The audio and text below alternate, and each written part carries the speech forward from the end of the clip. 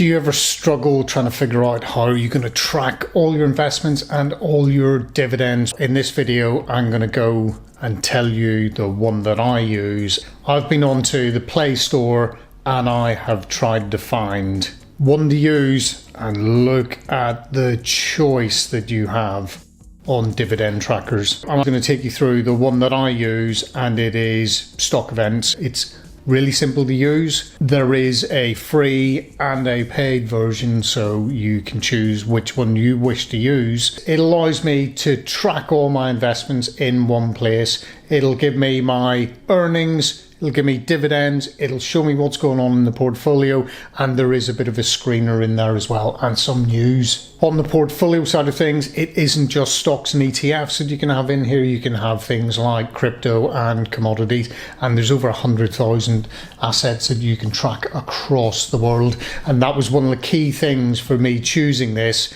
is it allows me to look at investments from not just the UK, or as you find with quite a few of them, it's just the US that you can manage to track. But on this, you can do worldwide. So what all do we have when we're looking at it on the app? The free version, because I've actually gone for the paid version, and I think it was about £30 for the whole year to do that.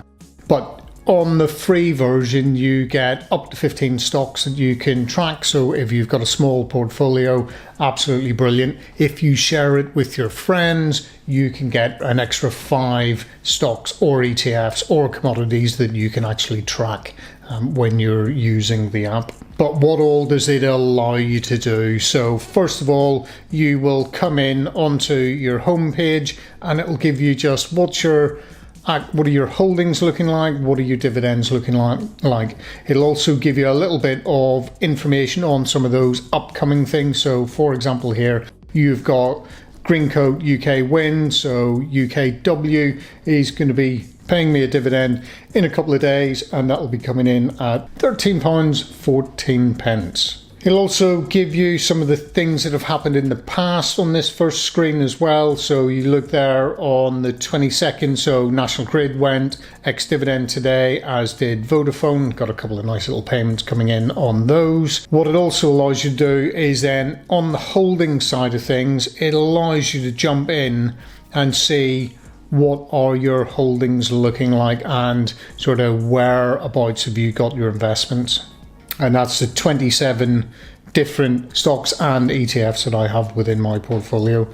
The bit that I really like is the fact that you can go in and you can track your dividends. So if we're looking at the dividend payments that I get for my different stocks and ETFs that I hold, I am making across the year £367.00 for realty income. Obviously there's a withholding tax of 15% on this, but that is my largest paying, and it is over twice that of IUKD, which is my next highest holding for paying dividends. What you can do on the bar is, if we go into 2023, where you see the dark orange, so for example, as I click on each of the September, October, November bars, it shows you how much I'm getting paid out in a dividend. And then I've got almost £150 coming next month in December. You can go and have a quick look at some of your analytics. And people have asked in the past, what's my yield and yield on cost? So for this financial year, my yield, because I've been purchasing over this time period, it is coming in at about 1.89% and a yield on cost of 1.95. It also gives you dividend growth, but what's really good is you get to see what that monthly, daily and hourly rate of return would be on your dividends. Once again, you get what is upcoming over the next number of days and weeks. And then you get to see the distribution of what I actually hold.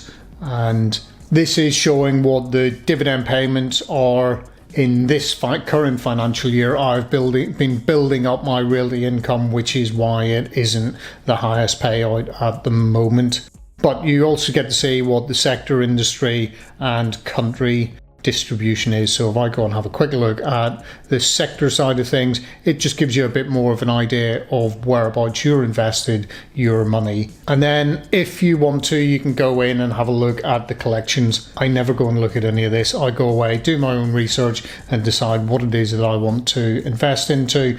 But you could go and have a look at the 100 most popular stocks, and there you go. That's going to give you a list on stock events, and this is only relating to people who have got portfolios on stock events. You are looking at Apple, Microsoft and Realty Income being the top 3 on that. What you also get is a calendar view. So in November, what you can see here is all the different events that are going on. So some might be news events, some might be going ex-dividend. For example, you have National Grid and Vodafone going ex-dividend today.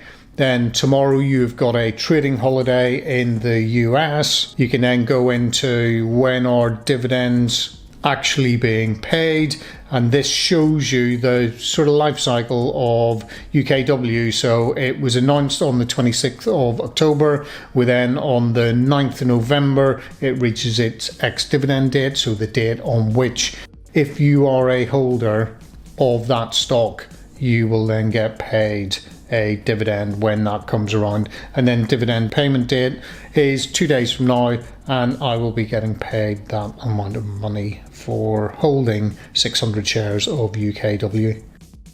You will get other news events coming up. So European Union unemployment rate coming out on the 30th. Realty Income going ex-dividend, obviously on the last day of the month. You can go have a quick look and search up different companies using this. You've also got some headline stories coming out. So you've basically got budget obviously today, and the Chancellor has announced that alcohol tax freeze ahead of Christmas parties coming out. You can then develop your own watch list that you can keep an eye on different stocks, and then on here you get this, just shows you on your holdings what are the size of your different holdings. And the bigger, obviously the bigger the shape, the larger the holding. And what you can do is you could click on some of this. So there's Primary Health Properties, giving you the current price at the moment and showing you how it is moving at the moment. It also shows you on here how many shares I have in it, and you can just see what that share price looks like. And you've also got on the timeline there, you've got the different types of activities that are going on. So it might be a dividend, or it could be some form of earnings call taking place, or it could be where there has been a significant dip, and you can just see whereabouts they appear across the timeline. Quite a useful little function. Must admit, I haven't used it that much. I've been using this app for about the last 6 months. As I said, I've done the paid version, does everything I need. I add all of my different holdings into the portfolio one here, and it allows me to look across the number of different platforms that I actually hold stocks in, and allows me to keep a track of what is going on and what kind of money I am potentially looking at. So if you remember back to what dividends looked like in 2023, about £755 this financial year, and then just showing you what regular investing into those stocks and reinvesting the dividends does, because I'm looking at, or just over £1,750 in dividends coming in next year. Really looking forward to that happening. And why don't you go and have a look at this video where I talk about Realty Income, which is my largest dividend payer in this portfolio. Thanks very much for watching, and I will see you in the next one. Cheers, bye.